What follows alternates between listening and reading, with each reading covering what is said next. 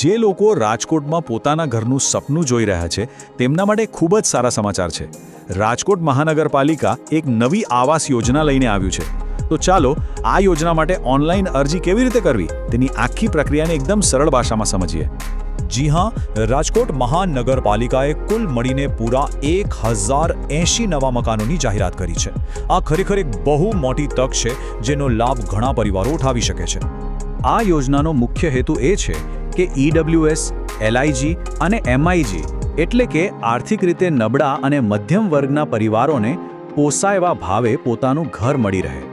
આ માત્ર એક સરકારી યોજના નથી, પણ ઘરના માલિક બનવાનો એક સુવર્ણ અવસર છે. તો હવે સૌથી પહેલો અને સૌથી અગત્યનો સવાલ એ આવે છે કે આ ઘરો માટે અરજી કોણ કરી શકે છે? જુઓ, પાત્રતા માટે સૌથી મુખ્ય વસ્તુ છે આવક મર્યાદા. ચાલો એના નિયમો શું છે એના પર એક નજર નાખીએ. અહીંયા પાત્રતાના નિયમો એકદમ સ્પષ્ટ રીતે બતાવેલા છે.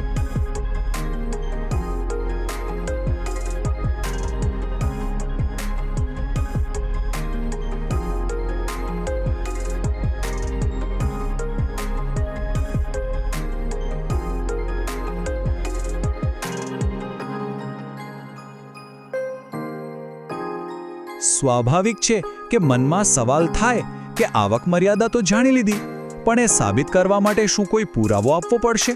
તો ચાલો એના વિશે પણ જાણી લઈએ. હા, આવકનો પુરાવો આપવો એકદમ ફરજિયાત છે. એના માટે બે વિકલ્પો છે. એક તો મામલતદાર ઓફિસમાંથી કઢાવેલો આવકનો દાખલો અથવા તો ભરેલું ઇન્કમ ટેક્સ રિટર્ન. આ બેમાંથી કોઈ પણ એક ડોક્યુમેન્ટ અરજી સાથે જોડવું જ પડશે. ઓકે, તો પાત્રતા નક્કી થઈ ગઈ. હવે અરજી પ્રક્રિયાનો બીજો મહત્વનો તબક્કો આવે છે અને એ છે જરૂરી દસ્તાવેજો ભેગા કરવાનો. ચાલો એ લિસ્ટ જોઈ લઈએ જેથી ફોર્મ ભરતી વખતે કોઈ દોડાદોડી ન થાય.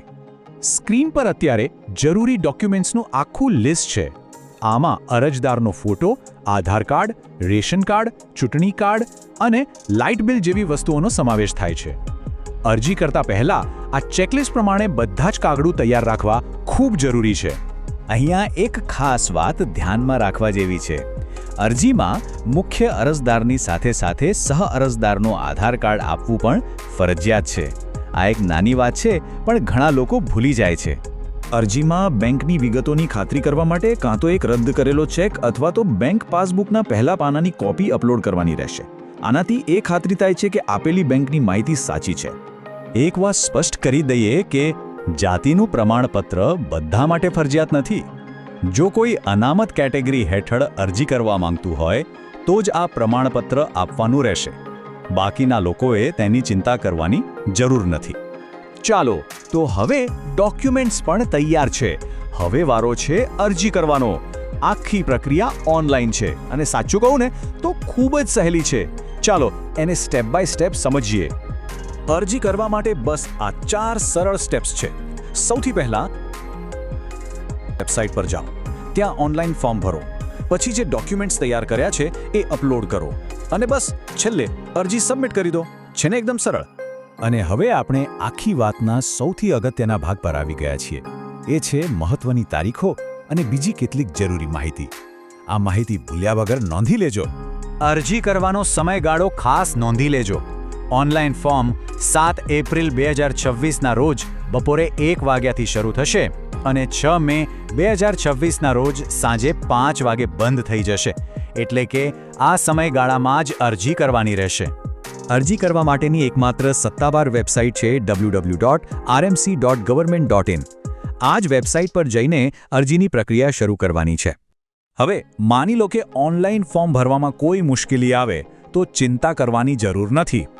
ગુજરાત અર્બન જન સુવિધા કેન્દ્રની સીધી મુલાકાત લઈ શકાય છે. એનું સરનામું સ્ક્રીન પર આપેલું છે.